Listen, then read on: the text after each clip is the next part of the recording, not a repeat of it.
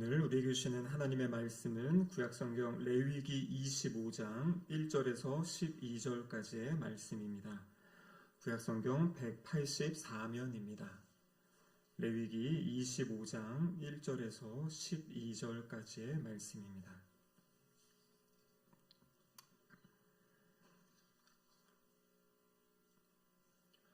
하나님의 말씀을 한 절씩 교독하도록 하시겠습니다. 여호와께서 시내산에서 모세에게 말씀하여 이르시되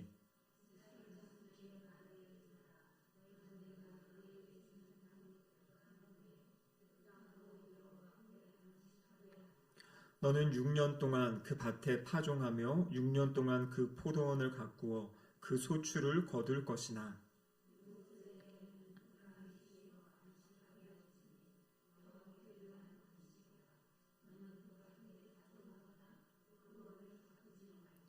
내가 거둔 후에 자라난 것을 거두지 말고 가꾸지 아니한 포도나무가 맺은 열매를 거두지 말라.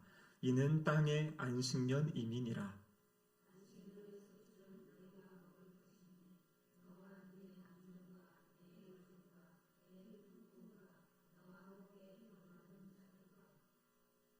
내 가축과 내 땅에 있는 들짐승들이 다 그 소출로 먹을 것을 삼을지니라.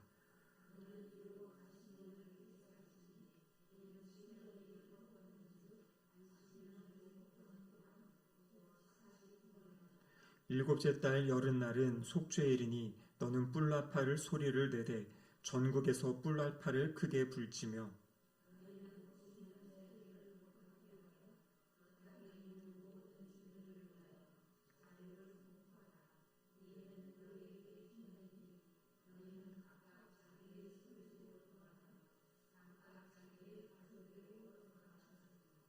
그 50년째 해는 너희의 희년이니 너희는 파종하지 말며 스스로 난 것을 거두지 말며 가꾸지 아니한 포도를 거두지 말라. 이는 희년이니 너희에게 거룩함이니라. 너희의 밭의 소출을 먹으리라. 아멘. 이는 하나님의 말씀입니다. 기도하시겠습니다. 하나님 아버지 감사드립니다. 3일 저녁 다시 주님 앞으로 불러주시고 또 하나님의 말씀 들으며 주님께 예배드릴 수 있는 은혜 주심에 감사드립니다. 성령 하나님 이곳 가운데 친히 임재하여 주시고 우리의 귀를 열어주시사 하나님의 말씀이 들려지게 하시며 또 그 말씀을 믿고 그 말씀에 순종하며 살아가는 우리의 삶이 될 수 있도록 도와주시옵소서. 이 저녁에도 여러 가지 기도의 제목을 가지고 주님 앞에 나와 기도할 때 주님 친히 응답하여 주시고 가장 좋고 선한 것으로 주님 채워 주시옵소서. 설교자 입술을 주장하시사 하나님의 말씀이 온전히 선포되도록 도와주시옵소서. 예수님의 이름으로 기도드립니다. 아멘. 제가 지난번에도 한번 이야기한 예화인데요. 1930년대 초에 미국의 최고의 부자였던 이 석유왕 록펠러라는 사람이 있습니다. 그 사람에게 신문기자가 와서 물었다 그래요. 당신은 현재 지금 가지고 있는 것에 만족하십니까? 그랬더니 이 미국에서 제일 부자였던 이 사람 얘기가 그렇지 않다, 아니다라고 이야기합니다. 기자가 다시 물었어요. 그러면 얼마만큼 소유하면 만족하시겠습니까? 그때 록펠러의 대답이 뭐냐면 조금 더 있으면 이렇게 이제 이야기를 했다고 합니다. 여러분 이 조금 더가 얼마만큼이겠습니까? 조금 더 채워지고 나면 그 다음에 조금 더 필요하고 조금 더 필요하고 조금 더 필요한. 그래서 이 이야기는 어떻게 보면 이 조금 더에서 헤어나오지 못하는 인간의 삶의 모습을 우리에게 이야기해주는 내용입니다. 우리 안에 있는 어떤 탐심과 욕심에 이 매여서 종노릇하는 그러한 삶. 그래서 인간의 실존에서 벗어나 자유를 얻는 것이 우리에게 이제 필요하다라는 것이죠. 여러분 우리가 어떻게 그러면 그 자유를 얻으면서 살아갈 수 있겠습니까? 그것은 바로 하나님의 말씀을 믿고 그 말씀을 따라가는 삶을 살아갈 때 그 소유에 대한 어떤 욕심으로부터 우리는 자유함을 누릴 수 있습니다. 오늘 본문은 이제 안식년과 희년에 관한 말씀인데요. 바로 이 안식년과 희년에 관한 말씀은 더 많은 것을 가지려고 하고 축적하려고 하는 그런 우리 인간의 욕망을 제어하고 또 우리를 절제하도록 그렇게 만들어주신 하나님의 규정입니다. 그래서 이 말씀을 통해 하나님이 우리 하나님의 백성을 향한 하나님의 뜻을 발견하시기를 축복합니다. 오늘 본문 25장 1절에서 7절까지는 안식년에 관한 이야기고요. 또 8절에서 12절까지는 신년에 관한 그러한 말씀입니다. 우리 오늘 2절 말씀 다시 한번 읽어보겠습니다. 이스라엘 자손에게 말하여 이르라. 너희는 내가 너희에게 주는 땅에 들어간 후에 그 땅으로 여호와 앞에 안식하게 하라. 자, 지금 이스라엘 자손에게 말한다. 이게 언제냐면요. 1절 말씀에 보면 여호와께서 시내산에서 모세에게 말씀하여 이르시되 이렇게 되어 있죠. 우리가 레위기 시작할 때 레위기 말씀을 받을 때 상황을 말씀드렸습니다. 애굽에서 나와서 시내산에 약 1년 정도 머물렀다 그랬죠. 그때 하나님이 이스라엘 백성들에게 두 가지 주셨습니다. 뭐 주셨을까요? 십계명과 그 율법의 말씀들을 주셨고 또 한 가지가 무엇입니까? 바로 성막의 설계도. 그것이 바로 출애굽기의 내용이에요. 그래서 출애굽기의 제일 중요한 것은 애굽에서 나와서 시내산에 머물 때 하나님께서 율법의 말씀을 주시고 성막의 설계도를 주신 거죠. 그리고 출애굽기 40장에 마지막에 성막이 완성되어지고 레위기 1장에 보면 그 완성된 성막 앞에서 하나님께서 모세에게 이스라엘 백성들에게 주신 말씀이 바로 이 레위기의 말씀입니다. 그러니까 아직 이스라엘 백성들은 시내산에 머물고 있는 상황입니다. 그런데 2절에 뭐라고 말씀하십니까? 너희는 내가 너희에게 주는 땅에 들어간 후에 이렇게 되어 있죠. 그러니까 지금 있는 곳은 시내산이고요. 앞으로 하나님께서 약속하신 땅, 그 땅이 어느 땅입니까? 바로 약속의 땅, 가나안 땅이죠. 그래서 우리가 지금 큐티 말씀을 통해서 또 주일 설교 통해 듣고 있는 바로 그 여호수아서의 그 말씀, 그 땅이 가나안 땅인데 오늘 본문은 그 땅을 뭐라고 지칭하고 있습니까? 내가 너희에게 주는 땅이다 이렇게 말씀하세요. 자, 내가 너희에게 준다고 하면 그 땅의 주인이 누구라는 것입니까? 하나님이시라는 거죠. 그러니까 가나안 땅의 주인이 하나님이신데 하나님께서 하나님의 백성들에게 그 땅을 주시겠다고 지금 약속하시는 장면입니다. 제가 여호수아서 말씀을 나눌 때 그때 기브온 족속과 이 이스라엘 백성이 그런 조약을 동신 조약을 맺었다 그랬습니다. 그래서 이스라엘 백성은 그들을 보호해주고 그들은 이제 여호와 이스라엘에 이제 조공을 바치는 그런 관계라고 했는데요. 많은 성경학자들이 바로 이 시내산에서 하나님과 이스라엘 백성들이 언약을 맺은 그 조약이 바로 이 동신 조약과 같다. 그래서 이스라엘 백성들은 하나님을 예배하고 섬기는 것이고 하나님은 그 이스라엘을 보호하시는 그 봉신 조약을 맺게 된 것이에요.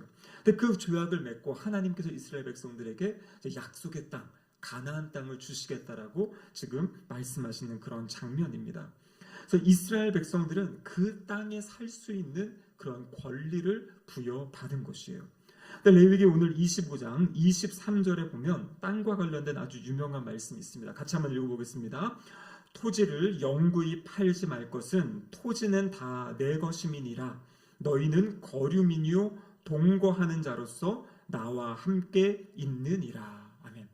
우리가 그 여호수아서의 말씀을 보면 이제 땅을 정복하고 그 다음에 지금 땅을 분배하는 그런 말씀들이 나와 있죠. 여호수아서는 딱 두 가지라 그랬습니다. 앞부분에 12장까지는 땅을 정복하는 이야기, 13장부터 나머지 24장까지는 땅을 분배하는 이야기.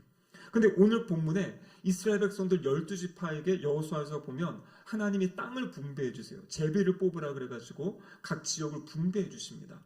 그런데 그 땅을 분배해 주셨지만 땅의 주인은 하나님이시고 이스라엘 백성들은 그 땅을 사용할 수 있는 그러한 권리를 그들에게 준 것이죠. 그래서 오늘 본문에 보면 너희는 거류민이다 나와 함께 있다. 거류민은 어떤 사람입니까? 바로 동거하는 자, 나그네. 요즘 우리 새벽마다 베드로전서 말씀 보고 있죠. 베드로전서의 핵심 단어가 바로 나그네잖아요.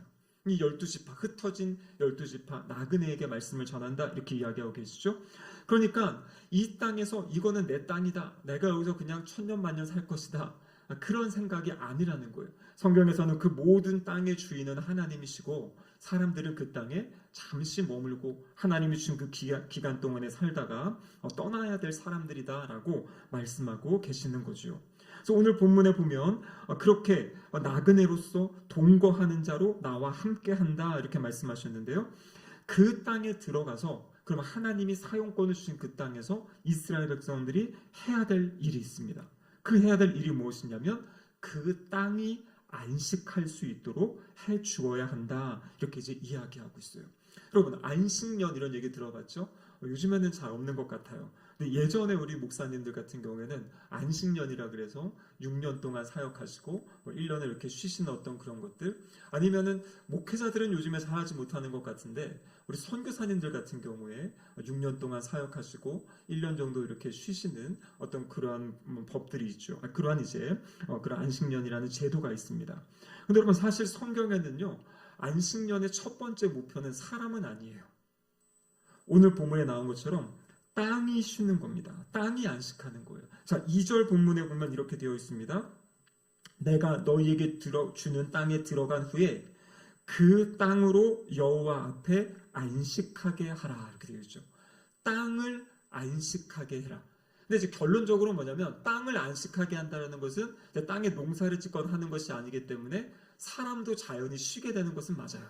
근데 첫 번째 목적은 사람을 쉬게 하기 위한 것이 아니라 이 안식년의 목적은 땅을 쉬게 하는 것. 근데 땅이 쉬기 때문에 어차피 사람이 일할 수 없어서 쉬는 거는 맞죠. 근데 첫 번째 목적은 바로 땅이 쉬는 것이다. 땅을 안식하게 하는 것이다. 그래서 이것을 직역하면 이런 겁니다. 그 땅이 여호와의 안식일을 지켜야 한다. 근데 여러분, 이 땅이 안식하기 위해서는 누가 하나님 말씀에 순종해야 됩니까? 결국에는 사람들이 순종해야 되는 것이에요. 그러니까 사람의 욕심은 계속 땅을 통해서 무엇을 심고 소득을 얻어내고, 그것이 사람의 마음인데 하나님께서는 이 6년 동안 일하고 7년째는 그것을 쉬어라 하면서 그 사람의 어떤 그 욕심, 욕망들을 제어하는 것뿐만 아니라 그 땅을 쉬게 할 것에 대해서 말씀하고 계십니다. 그래서 3절과 4절에 보면 이런 말씀이 있죠. 너는 6년 동안 그 밭에 파종하며 6년 동안 그 포도원을 갖추어 그 소출을 거둘 것이나 7째 해에는 그 땅이 쉬어 안식하게 할지니 여호와께 대한 안식이라. 저기 보니까 그 땅이 쉬어 안식하게 한다. 그래서 땅을 쉬게 할 것에 대해서 말씀하고 계십니다. 우리가 앞에서 지난번에 여호와의 7가지 절기를 배웠죠. 근데 여호와의 7가지 절기를 시작하기 전에 안식일에 대한 이야기를 먼저 하고 7가지 절기를 했습니다. 왜냐하면 이 안식일이 가장 기본이기 때문에. 안식일이 어떤 날입니까? 우리 사람이, 인간이 6일 동안 열심히 일하고 7일째 쉬는 게 안식이잖아요. 그러니까 사람에게는 그렇게 지금 말씀하시는 거고, 땅을 향해서는 6년 동안에 그 땅이 열심히 일하고, 사람이 일하니까요, 열매를 맺고 7년째 될 때 땅을 쉬게 해야 된다, 안식하게 해야 된다라고 그렇게 말씀하고 계시는 거죠. 자, 그렇다면 이 안식년 동안에 그 7년째 그 땅을 그냥 이렇게 내버려 두지 않습니까? 그랬을 때 그러면 그 소산은 어떻게 해야 되는가? 그것에 대한 말씀이 오늘 본문 6절에 나와 있습니다. 6절 같이 한번 읽어보시겠습니다. 안식년의 소출은 너희가 먹을 것이니 너와 내 남종과 내 여종과 내 품꾼과 너와 함께 거류하는 자들과. 자, 안식년의 소출. 안식년 때에는 거기서 무슨 일을 하면 안 됩니다. 거기에 오늘 보면 3절과 4절에 보면요, 그런 내용들이 있죠. 그러니까 이제 씨를 뿌린다든지 추수를 한다든지 가지치기 한다든지 이렇게 땅을 관리하면 안 되고 그냥 가만히 이렇게 내버려 두는데, 내버려 둬도 그럼 포도나무가 있으면 포도가 열리는 거지 않습니까? 근데 그거 어떻게 하는가? 6절에 보니까 뭐라고 되어 있냐면 안식년의 소출은 너와 남종과 여종과 너의 함께한 거류하는 자들, 품꾼들과 함께 그것을 먹어라. 그리고 7절에 보면요, 가축 또 내 땅에 있는 들짐승, 이것들이 다 그 소출로 먹을 것을 삼아라 라고 이렇게 말씀하고 계십니다. 여러분, 영어 성경을 잘 읽어보면 5절에서는 그 땅의 열매를 거두지 말라 그러는데 6절에서는 그 땅의 소출을 먹어라 이렇게 되어 있죠.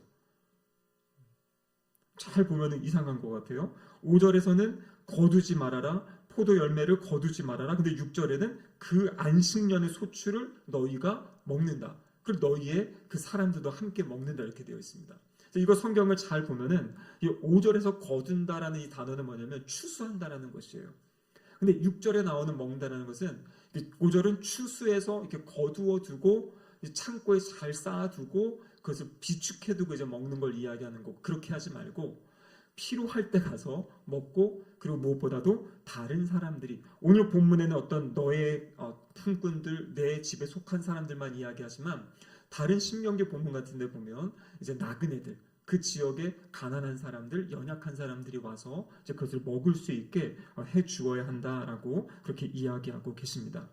그래서 이 안식년 때에는 땅의 진정한 주인이신 하나님께서 가난한 자들과 또 이렇게 연약한 짐승들을 먹이고 세우시는, 살리시는 아주 그러한 통로로 사용하신다라는 것이요. 이어지는 이제 8절에서 12절까지의 말씀은 신년에 대해서 지금 기록하고 있는데요. 신년은 이제 이 안식년을 기본으로 하는 겁니다. 오늘 보면 8절 같이 한번 읽어보겠습니다. 너는 7 안식년을 계수할지니 이는 7년이 7번인즉 안식년 7번 동안 곧 49년이라. 11절 상반절에 보면요. 그 50년째 해는 너희의 신년이다. 신년이라는 단어 들어보셨죠? 신년. 오늘 본문에 나오고 있습니다. 7 안식일을 계수한다. 7년이 7번. 그러니까 7년이 7번이니까 49년이잖아요. 그렇죠? 그래서 첫 번째 안식년 지나고 14년째 또 안식년 지나고 20일 이렇게 지나서 49년째 안식년이 되고 그 49년 이후에 50년째 되는 해는 어떤 해라 그러는 거예요? 신년이다 이렇게 이야기하고 있어요. 이 7이라는 수는 성경에 보면 이 7은 완전수, 거룩한 수거든요. 근데 이 7과 7이 만나가지고 49를 이룬 다음에 그 다음 해를 신령한 해, 신성한 해로 간주합니다. 그래서 오늘 본문 맨 마지막에 보면은 이렇게 되어 있죠. 12절에 이는 신년이니 너희에게 거룩함이니라. 그리고 10절에도 보면 50년째 해를 거룩하게 해라. 그래서 이 49년 그 이후에 있는 그 50년째 되는 그때를 이제 신년이라고 이야기를 하고 있습니다. 자, 그러면 신년은 어떻게 시작되는가? 9절 말씀을 같이 한번 읽겠습니다. 7째 달 여름날은 속죄일이니 너는 뿔나팔 소리를 내되 전국에서 뿔나팔을 크게 불지며. 자, 7째 날 열흘날. 이거 우리 지난번에 절기 배울 때 공부했던 건데 혹시 이 날이 무슨 날인지 아십니까? 바로 대속죄일이라고 그랬잖아요. 7월 1일은 나팔절 해가지고 종교력으로 새로운 한 해가 시작된다 그랬고, 그리고 그때부터 약 10일 동안 사람들 찾아가서 자신이 잘못한 거 용서를 구한 다음에 이 7월 10일은 대속죄일로서 온 백성이 금식하고 하나님 앞에 나오는 날이라고 그랬잖아요. 그래서 그 전해 동안에 1년 동안에 지었던 알고 지은 죄, 모르고 지은 그 모든 죄를 하나님께 용서받는 날이 바로 이 대속죄일인데, 그 속죄일에 나팔을 불면서 바로 이 신년이 이제 시작이 되는 것이에요. 그럼 신년의 의미는 무엇이냐면 과거에 있었던 그 모든 부정한 것들, 잘못한 것들, 죄악된 것들을 용서받고 이제 진짜 새롭게 시작하는, 영적으로 새롭게 출발하는 날이 바로 이 속죄일이죠. 속죄일. 신년은 어떤 거냐면 나중에 뒤에 보겠지만 모든 매여 있던 것이 이제 자유를 얻고 해방을 얻게 되는 날이에요. 그래서 그때부터 다시 무엇인가를 시작할 수 있는 날. 그렇기 때문에 이 신년과 대속죄일을 지금 연결해서 대속죄일로부터 바로 그 신년이 시작하게 한다라고 오늘 본문이 그렇게 이제 말씀하고 계시는 거죠. 자, 그리고 이제 10절에 보시면 이렇게 되어 있습니다. 너희는 50년째 해를 거룩하게 하여 그 땅에 있는 모든 주민을 위하여 자유를 공포하라. 이 해는 너희에게 신년이니 너희는 각각 자기의 소유지로 돌아가며 각각 자기의 가족에게로 돌아갈지며. 이렇게 되어 있어요. 그럼 신년은 아주 놀라운 날입니다. 여기 지금 뭐라고 되어 있습니까? 그 땅에 있는 모든 주민에게 자유를 공포해라 이렇게 이야기하고요. 각각 소유지로 돌아가고 각각 가족에게 돌아가라 이렇게 말씀하세요. 이스라엘의 역사를 보면요, 하나님이 주신 지역이 있습니다. 지경이 있어요. 근데 이 사람들이 살아가다가 어떤 소출이 제대로 안 나온다든지 어떤 일들 때문에 이제 빚을 지게 되는 겁니다. 사람들에게. 근데 빚을 지고 그래서 갚지 못하면 어떻게 하냐면 그 집에 종으로 가서 그 집에서 일을 하는 것이에요. 그런 모습들이 이스라엘 백성들에게 나타나는 겁니다. 그런데 지금 신년 50년째가 되는 날은 어떻게 하는 거냐면 신년 때에는 그렇게 종으로 갔던 모든 사람들에게 자유를 주는 거예요. 종으로 일하던 사람들에게 다시 너에게 있던 곳으로 돌아가서 자유인으로 살 것을 허락해 주는 날이 바로 이 신년이라는 것이에요. 종살이 하던 사람들이 자유의 신분을 얻고요. 또 팔았던 토지를 신년 때에는 다시 원래의 주인에게 돌려주게 돼 있어요. 그러니까 이것은 정말 아주 놀라운, 그러니까 이 모든 것을 잃었던 사람이 다시 자기의 땅을 가지고 자신의 삶을 새롭게 출발하고 시작할 수 있는 그 계기가 되는 날이 바로 이 신년이라는 날입니다. 그래서 성경학자들 가운데 이렇게 평가하시는 분들이 있습니다. 이러한 신년의 제도는 인류 역사 속에서 유래를 찾아볼 수 없는 아주 혁명적인 규정이다. 그럼 생각해 보십시오. 자기가 어떤 걸 통해서 얻은 땅이었는데 50년째 됐다고 해가지고 주인에게 다 돌려주고 다시 시작할 수 있게 기회를 준다? 이런 것은 사람들의 욕심 있는 사람으로는 생각할 수가 없는 그러한 법이지요.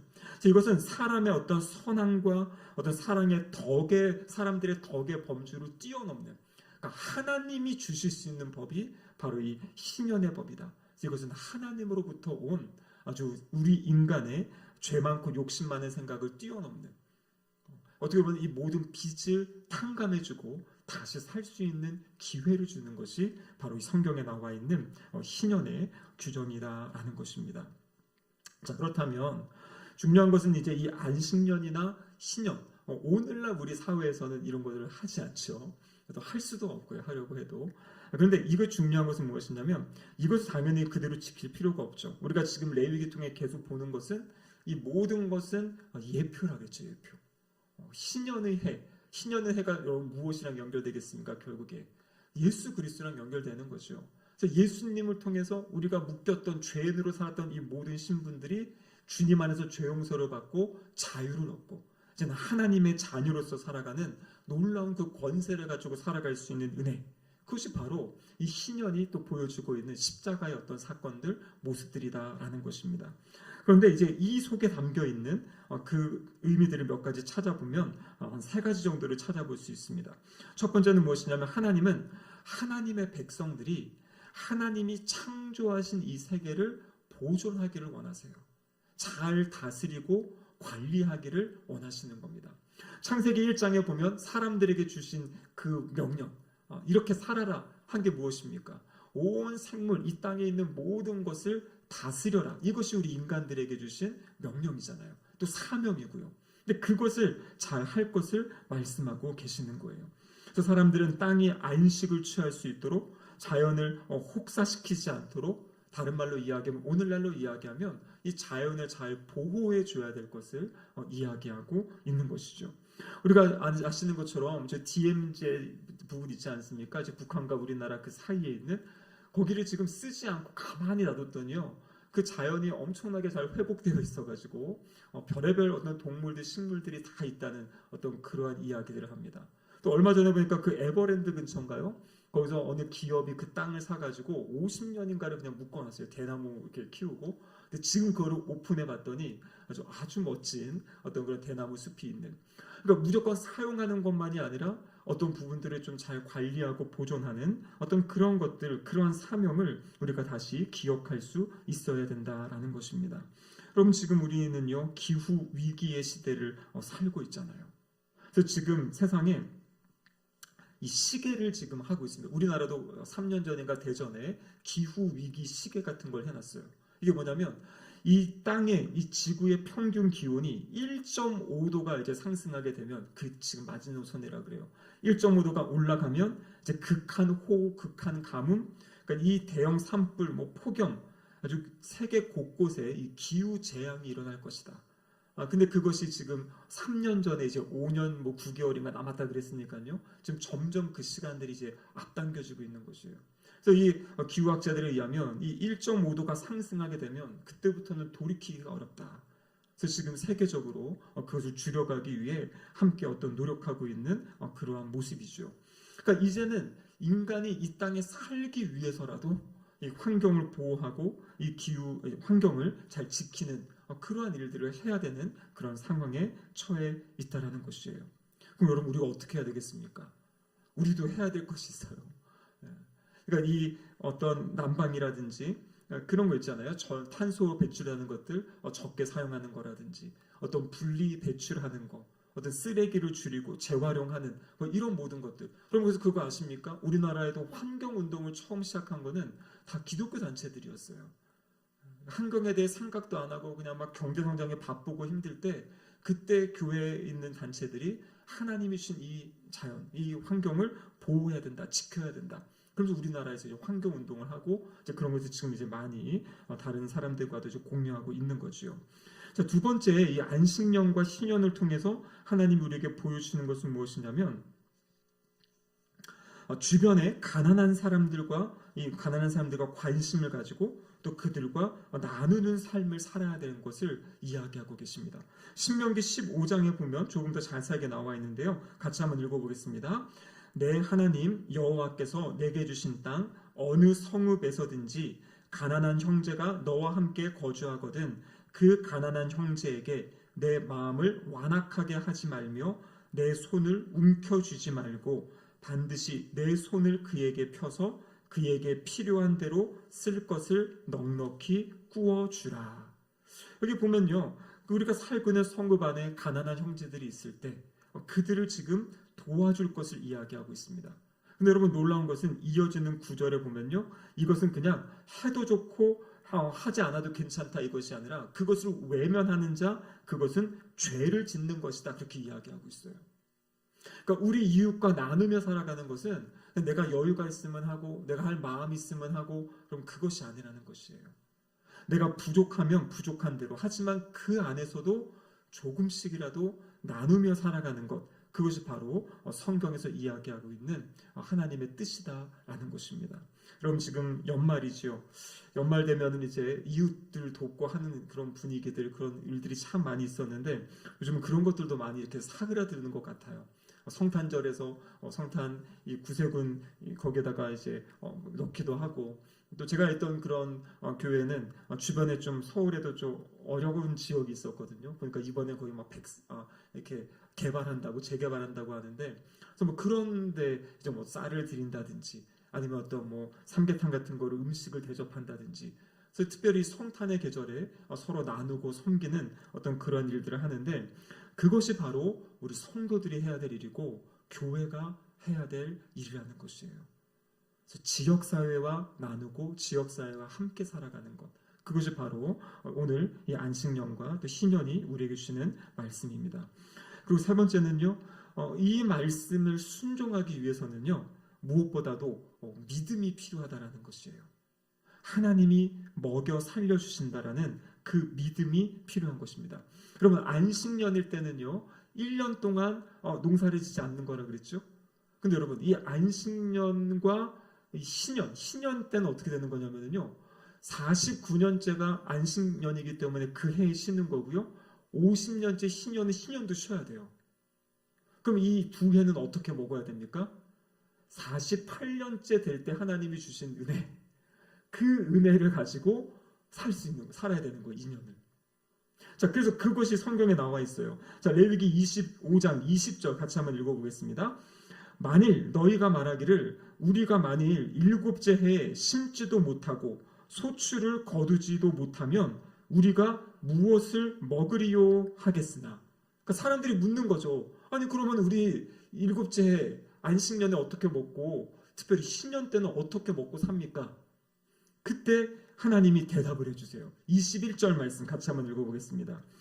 내가 명령하여 6째 해에 내 복을 너희에게 주어 그 소출이 3년 동안 쓰기에 족하게 하리라. 그러니까 6째 해에 내가 복을 너희에게 주겠다. 하나님의 약속의 말씀이 있는 것이에요. 하나님의 약속의 말씀을 믿고 49년째 안식년도 지키고 신년도 지키고 그리고 신년 때 사람들도 보내주고 신년 때 그 차지했던 땅도 다시 주인들에게 이렇게 돌려주는 그것을 할 수 있는 것은 무엇이냐면 하나님의 약속의 말씀을 믿는 믿음으로 살 것을 이야기하고 계십니다. 그러니까 하나님이 특별한 방법으로 채워주시겠다고 지금 약속하시는 거잖아요. 내 복을 너희에게 주어서 그 일을 일어나게 하겠다. 그러면 그런데 이미 이스라엘 역사 안에 이런 일들이 있었습니다. 언제 있었나요? 언제 있었을까요? 광야 시대. 그럼 만나 아시죠? 만나가 안식일에는 나가서 거두지 못하게 했잖아요. 만나가 평소에는 딱 정해진 분량들이 있습니다. 그 이상을 가져오면은 그것이 썩었잖아요. 하루만 지나도. 근데 안식일을 지킬 때는 어떻게 합니까? 그것을 2배로 거둬놔도 썩지 않고 안식일에 나가지 않아도 되도록 하나님이 그것을 채우셨잖아요. 그것이 바로 하나님이 이미 이들에게 채워주셨던, 안식일 전날 6째에는 갑절을 거두게 하셨고 그것을 썩지 않게 보존해 주셔서 하나님이 이스라엘 백성들을 40년 동안 광야에서 살게 하셨잖아요. 그러니까 이미 그 안식일, 일주일에 한 번 있던 그 안식일의 그 역사를 이제는 이 안식년에는 7년, 그 6년 지나고 7년째 그 은혜를 주시고, 또 희년 때에는 그 2년에 걸쳐서, 그러니까 3년치의 은혜와 복을 주시겠다고 하나님이 약속을 하시는 겁니다. 그리고 하나님의 말씀이 뭡니까? 내가 너희를 먹여주겠다. 내가 너희를 먹여 살리겠다. 나의 법을 지키고 나의 말에 순종할 때 너희가 하던 일을 멈추고 그 땅을 쉬게 하고 그 모든 일을 순종할 때 하나님께서 먹여주시고 책임져 주시겠다는 그런 약속의 말씀이 있는 것이에요. 사실 이 안식년과 신년의 제도는 하나님의 약속을 신뢰하고 있는지 아닌지를 시험하는 또 하나의 시금석으로서 지금 이스라엘 백성들에게 주어진 그러한 법이다라는 것입니다. 우리 역시 우리 인생은 나그네 길이라고 끊임없이 이야기하죠. 그런데 그 나그네 인생에서 가장 큰 고민은 뭐냐면 결국에는 먹고 사는 문제입니다. 그렇죠? 먹어야 되고 또 살 집도 있어야 되고 입을 옷도 있어야 되죠. 가장 기본적인 의식주에 대한 거죠. 근데 우리 주님이 이렇게 또 약속의 말씀을 주셨죠. 우리 마지막으로 마태복음 6장 33절 말씀인데요. 같이 한번 읽어보겠습니다. 그런즉 너희는 먼저 그의 나라와 그의 의를 구하라. 그리하면 이 모든 것을 너희에게 더하시리라. 아멘. 먹고 마시고 입는 것, 그 모든 것 앞서서 하나님의 나라와 하나님의 의를 구할 때 하나님께서 그것을 공급해 주시겠다고 우리에게 약속하셨습니다. 하나님의 공급하심을 믿고 하나님께 우리의 삶을 맡기고 하나님의 말씀에 순종하며 또 이웃과 나누고 섬기는 그러한 삶을 살아가시기를 주님의 이름으로 축복합니다. 아멘. 함께 기도하시겠습니다. 하나님 아버지 감사합니다. 오늘 이 시간에도 이 안식년과 또 희년의 말씀을 통하여서 우리가 오늘날 어떻게 이 말씀을 붙잡고 살아가야 될지 또 가르쳐 주심에 감사드립니다. 우리 열악하신 이 자연을 아름답게 지키며 보호하는 마음 갖게 하시고 또 주님 온전히 의지하며 신뢰하며 이웃과 나누고 또 하나님이 쉬라 할 때 또 쉴 수 있는 그 마음들, 또 무엇보다도 전적으로 하나님을 의지하며 신뢰하며 살아가는 그 믿음으로 승리하는 우리 모두가 되게 하여 주시옵소서. 예수님의 이름으로 기도드립니다. 아멘.